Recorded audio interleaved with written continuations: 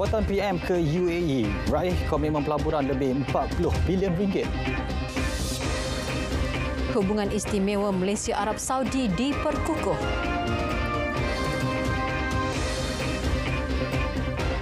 Assalamualaikum, salam Malaysia Madani. Emiria Arab Bersatu UAE memberi komitmen pelaburan sebanyak 40.6 bilion ringgit kepada Malaysia dalam 3 sektor utama. Menurut Menteri Pelaburan, Perdagangan dan Industri Tengku Datuk Seri Zafrul Abdul Aziz, nilai terbesar difokuskan kepada tenaga baharu RE diikuti aeroangkasa dan logistik.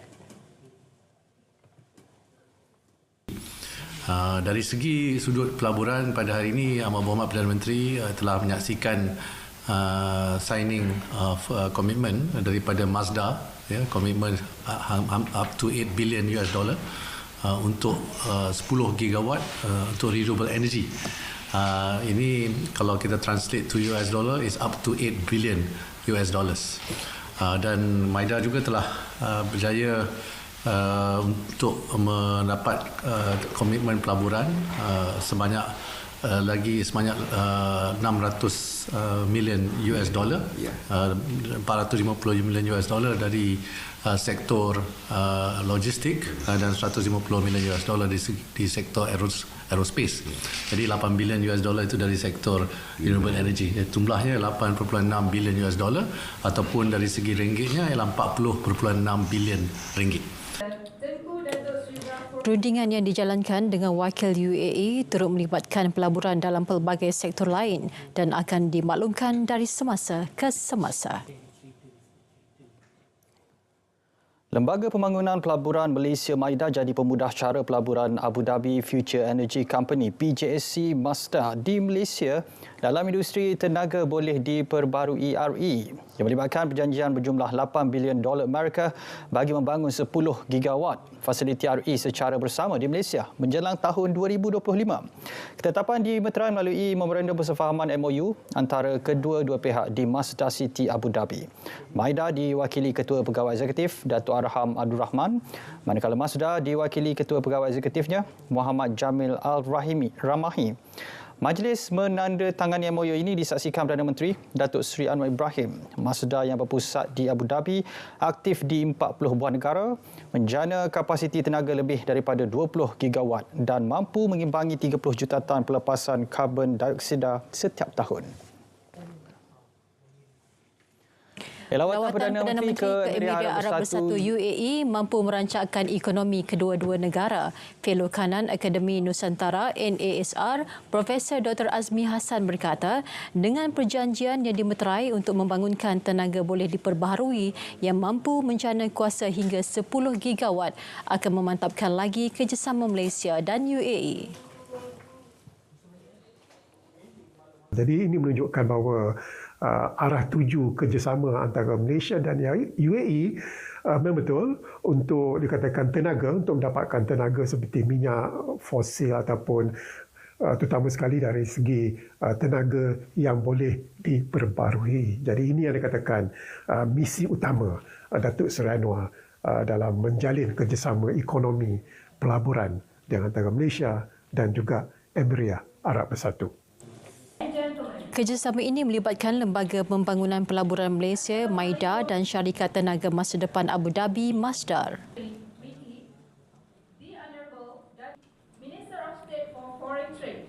Dengan lawatan ini sepatutnya akan menjalankan suatu kerjasama yang erat dan saya kira mungkin berlaku apa yang dikatakan sebagai perpindahan teknologi dan juga aktiviti pelaburan yang akan menguntungkan kedua belah pihak, terutamanya dari segi pembinaan kapasiti, terutama bagi para pemain di dalam sektor tenaga boleh diperbarui ataupun renewable energy. Lawatan ini secara tidak langsung membuka peluang kepada pelabur serta peniaga menceburkan diri dalam bidang ini. Perdana Menteri Datuk Seri Anwar Ibrahim menerima panggilan telefon daripada Putera Mahkota Arab Saudi, Muhammad bin Salman bin Abdul Aziz Al Saud pada Khamis. Antara dibincangkan hubungan dua hala yang istimewa termasuk peluang pembangunan kedua-dua negara. Selain itu, beberapa isu yang menjadi kepentingan bersama telah dibincangkan. Malaysia dan Arab Saudi menjalinkan hubungan diplomatik sejak 1961. Arab Saudi ialah rakan dagang terbesar Malaysia di Asia Timur dengan jumlah perdagangan bernilai lebih 10 bilion dolar Amerika pada 2022. Pegawai Malaysia telah menyatakan hasrat untuk mengukuhkan hubungan dan meneroka bidang kerjasama baru dengan Arab Saudi. Pelaksanaan rangkaian persendirian 5G Petronas memacu kerjasama dinamik antara kerajaan, sektor swasta dan akademia. Ini terutama dalam mendukung matlamat ekonomi madani serta pelan induk perindustrian baharu 2030 ke arah memperkukuh laluan reformasi ekonomi. With its fast connectivity, low latency and capacity to handle massive data flows, 5G will empower industries to innovate, compete, and excel on a global scale. It will enable seamless communications, enhance automation, and facilitate the growth of industrial, crucial to economic success. Yang amat berhormat Datuk Seri. Kerjasama ini juga melahirkan persekitaran inovasi yang berkembang maju serta membolehkan negara memanfaatkan keupayaan teknologi 5G yang lengkap. Malaysia berada pada landasan tepat mengorak langkah ke arah transformasi digitalisasi memanfaatkan teknologi 5G. And I think particularly for enterprise use case, the adoption of local private 5G network by Petronas sets the stage, inshallah, for a lot more take-up of 5G, particularly among not only the GLCs but also SMEs going forward. We can see that some of the most beneficial aspects of 5G include not only high speed, low latency, more connections, more devices can be connected to one access point, and this really helps drive efficiency, increase yield and productivity for organizations such as Petronas. Setakat September lalu, liputan rangkaian 5G di kawasan berpenduduk mencecah 70.2% dan langganan 2.49 juta dengan kadar penembusan 7.4%. Negara anggota ASEAN berpakat untuk memberi kerjasama kepada Malaysia dan mengutamakan rakan negara serantau dalam membantu isu berkaitan makanan termasuk isu kekurangan beras. Mesyuarat Menteri-Menteri ASEAN mengenai pertanian dan perhutanan ke-45 AMAF 2023 itu turut merangkumi sektor pertanian dan perhutanan. Menteri Pertanian dan Keterjaminan Makanan Datuk Seri Muhammad Sabu berkata, perbincangan lebih terperinci turut terarah kepada disiplin kementerian.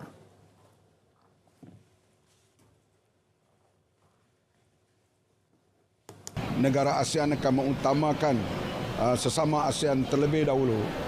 Misalnya Vietnam, Kamboja dan Thailand mengatakan bahawa sebarang permintaan baru, penambahan import dan sebagainya, mereka akan mempertimbangkan. Artinya kerjasama antara ASEAN, contoh satulah, lain-lain perkara begitu juga. Antara lain perbincangan selama 5 hari sejak 2 Oktober lalu adalah bagi mempertimbangkan cabaran berterusan yang dihadapi rantau ASEAN. Ia termasuk perubahan iklim, pandemik dan ketegangan geopolitik. Operasi Bersepadu Beras Putih Tempatan BPT di premis pemborong beras semalam mendapati semua premis mempunyai bekalan BPT dan beras putih import BPI. KPKM menyatakan simpanan beras di premis berkenaan juga tidak melebihi had muatan yang dilesenkan selain lesen masih sah.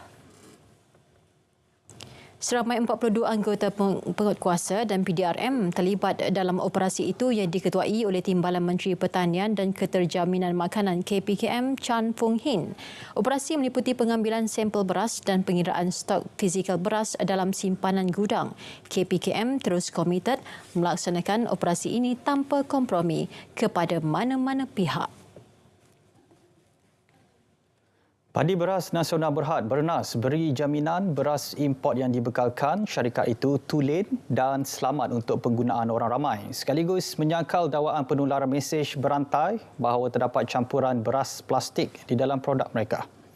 Menurut Bernas, syarikat itu sentiasa memastikan tahap pematuhan piawaian tinggi dan pemantauan kualiti ketat di setiap peringkat perolehan bekalan beras import serta tempatan. Semua jenis beras import perlu melalui syarat ketat dan proses pemeriksaan kualiti yang rapi bermula di negara pembekal. Malah, bekalan beras yang dibawa masuk turut dibekalkan dengan sijil pengesahan kualiti dan spesifikasi beras yang dipantau rapi. Ini bertujuan mencegah sebarang bentuk penyelewengan tidak diingini. Kempen pilihan raya kecil PRK Dewan Undangan Negeri Dun Pelangai memasuki hari terakhir hari ini. Esok adalah hari penentuan calon yang bakal dipilih 16,456 pengundi sebagai wakil rakyat baharu kawasan itu. Pengerusi Suruhanjaya Pilihan Raya SPR Tan Sri Abdul Ghani Saleh mengingatkan semua pihak yang bertanding supaya menghentikan sebarang bentuk aktiviti berkempen, aktiviti merayu undi di luar pusat mengundi dan juga melalui saluran media sosial sebaik tempoh kempen tamat pada pukul 11.59 malam ini. Dalam pada itu, Jabatan Meteorologi Malaysia meramalkan cuaca cerah di daerah Bentong pada sebelah pagi dan malam, manakala ribut petir di 1-2 tempat pada waktu petang. PRK Pelangai menyaksikan pertembungan 3 penjuru antara calon Barisan Nasional BN Datuk Amizar Abu Adam, calon Perikatan Nasional PN Kasim Samad dan calon bebas Hasli Helmi DM Zulhasni.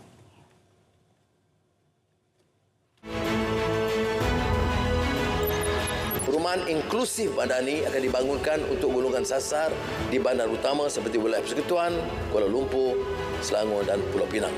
Pemindahan ini melibatkan 800 unit rumah dengan pelbagai saiz, ruang lantai bagi menampung keperluan golongan sasar yang berbeza. Tumpuan juga diberikan untuk meneroka potensi perkampungan persaraan yang inklusif.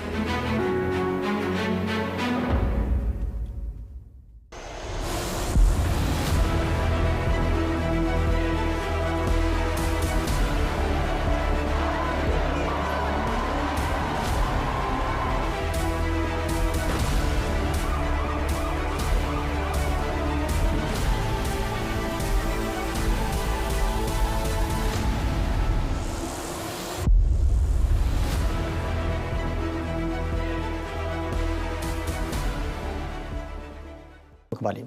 Sebanyak 68 jenama franchise Malaysia kini berada di 75 buah negara di seluruh dunia. Presiden Persatuan Franchise Malaysia MFA, Datuk Dr. Razali Hassan berkata pencapaian itu membuktikan kemampuan negara menghasilkan perniagaan franchise yang mampu bersaing di peringkat global. Dan Malaysia kita mempunyai potensi yang begitu besar.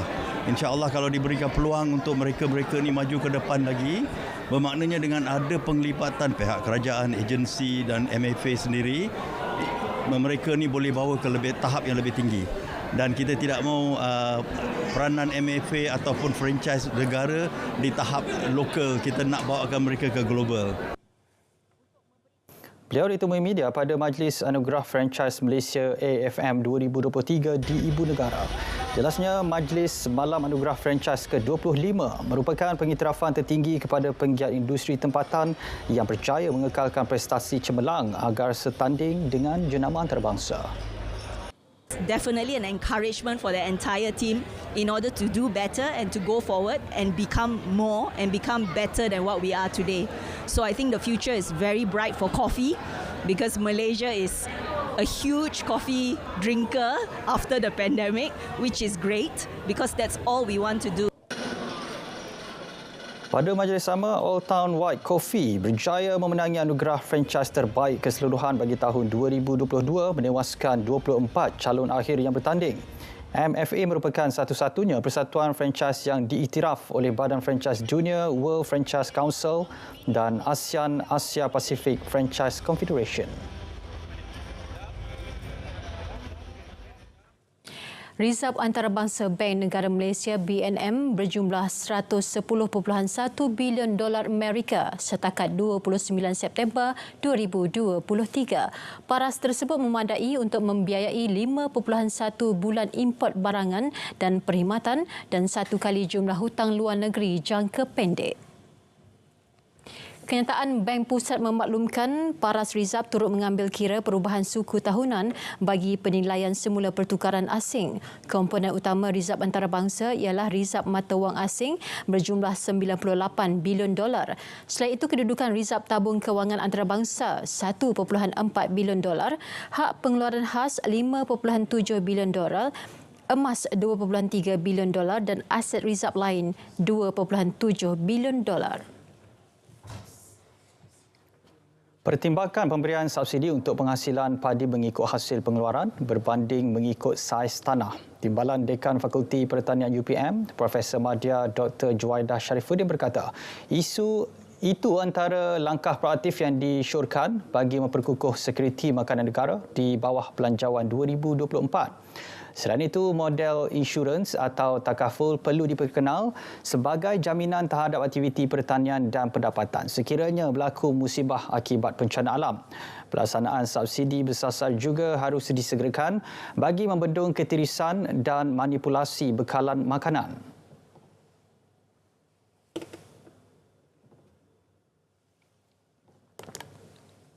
Contoh, kita ada masalah untuk beras putih. Ya. Beras putih ni kita biarkan harga dia floating ataupun apungkan harga.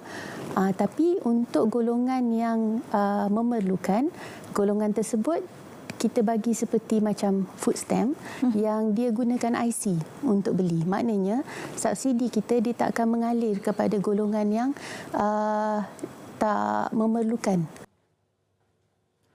Bagi menjamin bekalan makanan yang stabil dan berterusan, tanah pertanian yang digazetkan di setiap negeri harus dimanfaatkan sepenuhnya untuk pengeluaran makanan. Beliau berkata demikian dalam program BIS Malaysia.